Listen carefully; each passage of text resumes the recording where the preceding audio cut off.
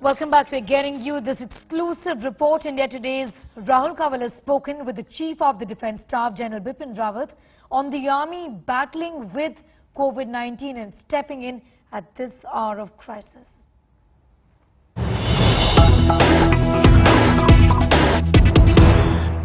You would have seen, sir, there's a debate that's been raging on social media and in some military veterans groups about whether this is indeed the job of the armed forces, because many have felt that, does this reflect the lack of capacity of the civilian administration via the armed forces having to step in? Why can't the government, its system, its bureaucrats deliver, because that is their job and this is not the army's job? There's been that controversy or that conversation as well. How do you respond to that, or how do you see that?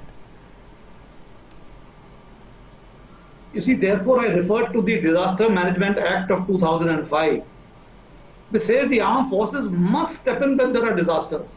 We have been stepping in when there have been tsunamis. We have been stepping in at times of flood, when the flood relief had to be provided to the various states. Cyclones have been affecting our coastline. We have been stepping in there. We have been stepping in times of earthquakes. Look at what happened in the Bhuj earthquake when it happened a number of years ago. So the armed forces have stepped in. Now to say that a disaster of this kind, whether we want to call it a disaster or we want to call it a national emergency, I know people are very chary about using the word emergency here, but then whatever we call it, I think this falls in the Disaster Management Act, wherein the armed forces of the Union and all other agencies which have the capacity and wherewithal to step in must put their best foot forward and support the government machine. So I, for one, and the armed forces, present leadership of the armed forces, we are very clear that we need to step in and provide support to the government. We do have limitation of resources, but that notwithstanding, certainly we can spare our resources at this time to come to the aid of our nation. So can you give specific details about how extra resources have been mobilized from within the services for this wartime-like effort against the coronavirus? Yes, I would like to address how this is being tackled in the Ministry of Defence. The Ministry of Defence has decided to adopt a holistic approach where the head of our organization, that is the Raksha Mantri himself, is issuing directions based on the feedback that he is getting from the various states and the various other organizations through which he is interacting. Based on that, he is giving directions. These directions are being passed on directly to the service headquarters, the Army, Navy and the Air Force. The Raksha Mantri has enabled the answer to the emergency pass so that they can procure equipment, whatever is necessary in these difficult times of COVID. So what I find is that the directions are being issued by the Raksha Mantri, the execution has been delegated to the respective service headquarters, and in between now comes the office of the Defence Secretary.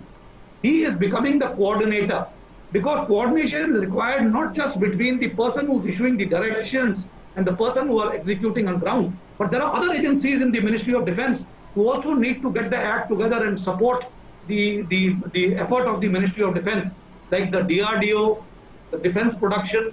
So everybody is working together, and therefore the coordination is being done by the Defence Secretary, who has the control over the medical services of the armed forces. The DG Armed Forces Medical Services is looking into the medical issues, while the service headquarters are providing the support and making sure that the administrative issues, the logistic issues are taken care of by the service headquarters. We have stepped in a very big way, the Army, Navy and Air Force, and I don't think I would like to elaborate what each service has done, because this is out in the media. The Raksha Mantri has spoken about it, the Defence Secretary has spoken about it, the service chiefs have come out in the open, and I think it is well known.